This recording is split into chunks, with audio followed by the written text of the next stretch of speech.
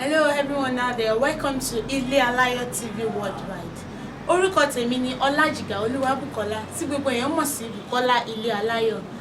Today we will be talking about a philanthropist, a business icon, and a man that has the love of the people in his heart. The person I'm talking about is no other person than the GMD ShowBoy group of company, Adetuwo Olusegun, Ààrẹ ShowBoy Foundation worldwide. I want to share my ShowBoy Oil and Gas, ShowBoy Summit, ShowBoy Motors. He has helped many people. This is a man that single-handedly distributed 5 trailers of food during this pandemic period, and he has been doing this for the past 10 years. This one edition has been a remarkable one, and that's why we want the people out there to know. We are using this period, this medium, to salute his courage, and we want you also to emulate him. And we want to that they even ask more than this man had, and they are not ready to help the masses. They are not ready to help the vulnerable. Let's look at what he has done and what people have to say concerning this man out there.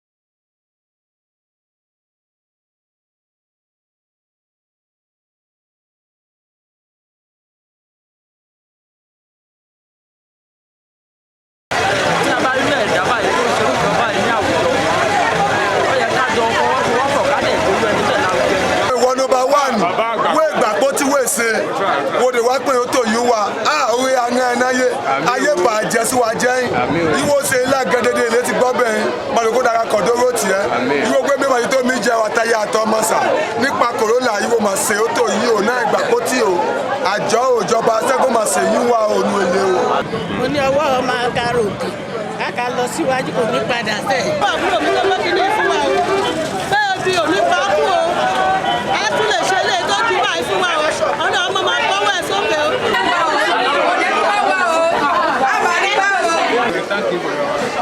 Thank you. I thank you too. I say may God prepare for you. Ọ̀gá wa tó ní ilé iṣẹ́ ní orúkọ Jésù ikú òjijì ò ní pa lágbára Ọlọ́run gbogbo ilé iṣẹ́ bí tó ní ilé iṣẹ́ sí ayọ̀ àti dùnnú òun ló máa rí níbẹ̀ kò ní kábàámọ̀. ShowBoy is one God bless ShowBoy. Nǹkan tí ọmọ ìṣe Ṣẹ́gun ShowBoy mi ò rí rí. Ó wá oúnjẹ fún àwọn tí ò ní gbogbo quarters ó ṣàfihàn oúnjẹ lágbára Ọlọ́run ọwọ́ ẹ máa ròkè o iléeṣẹ́ ọ̀run jóná o ìkálẹ̀ mọ́ra yín ShowBoy òun bí Ṣẹ́gun ó wá mú oúnjẹ ó mú un dédé àdúgbò Kẹ́gboyè bọ̀tì Ṣẹ́gun ShowBoy ó wá sí wọn ní agbára ogun Kẹ́gboyè ìmọ̀lẹ̀ Kẹ́gboyè ó lọ́n kàrà wọ́ o. Ó jẹ́ áńgẹ́lì tí Ọlọ́run rán sí ìpínlẹ̀ tí ọ̀pọ̀lọpọ̀ ọmọ ìpínlẹ̀ Ondo náà ti mọ̀ àwọn nǹkan tó dẹ̀ ń gbé ṣe nípínlẹ̀ Ondo láti ìgbà tí Ọlọ́run ti ṣe alábàápàdé àwa méjèèjì lọ láti lọ́dún ọdún mélòó sẹ́yìn ní òwúrò rẹ̀ ìrẹ̀lẹ̀ tí ìrẹ́ni tó bí ti pọ̀ jù ní gbogbo àwọn ènìyàn tó wà nípínlẹ̀ nípa kárùn aráàlú lọ́wọ́ kárùn ọmọdé lọ́wọ́ kárùn àgbà lọ́wọ́ kárùn ìlú lọ́wọ́ ká oríṣiríṣi nǹkan tó ju ọjọ́ orí ẹ̀ lọ.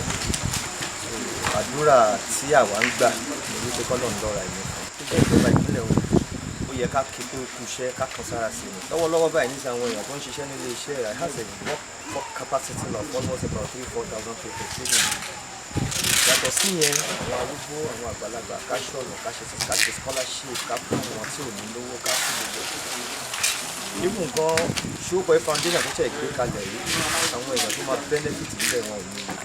A dúpẹ́ lé Ọlọ́run láti gbà kí arákùnrin ọ̀gáríà Ṣẹ́gun Adétúwò kíkété Àkúrẹ́ mọ̀ sí ShowBoy nígbà kó ti dé ìlú Àkúrẹ́ ó sọ igbó ó sọ dìgbẹ́ ìjà ọkọ̀ bẹ̀rẹ̀ láti ṣáṣá ìgbà kéètì dé Àkúrẹ́ kété ṣáṣá níṣe náà pààyàn síbẹ̀ lójoojúmọ́ wọ́n láti wákàtí àti ọwọ́ kó ti dé Àkúrẹ́ kété bí ti wà òkè káwó láti airport títí débì ní garage fún ìbọ̀lá Àkúrẹ́ lágbo kan airport bus stop ìdí ShowBoy kàdé dúpẹ́ lọ́wọ́ náà ìyàwó kàsíkà lábẹ́rẹ̀ àṣọ̀rọ̀ 4,000 débi 4,500 lọ sókè kété ń ké ṣe nínú ọ̀pọ̀lọpọ̀ ayé oníkálukú ọmọdé á ọní kò sunkún á abẹ́rin padà ọní tó wá wá sọ̀dọ̀ rẹ̀ á fún ìdá dúpẹ́ lọ́wọ́ ohun gangan náà.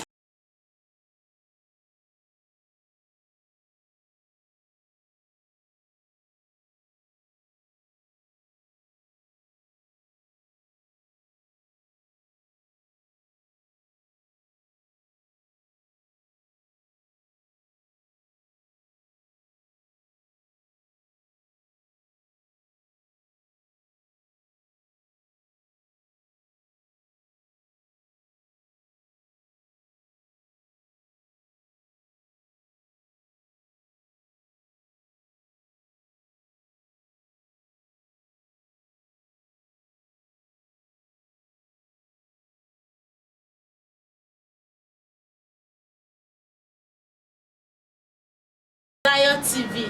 We bring to you the happenings around entertainment and everything that has to do with information. I remain your humble host, Olajiga Oluwabukola. Thank you very much.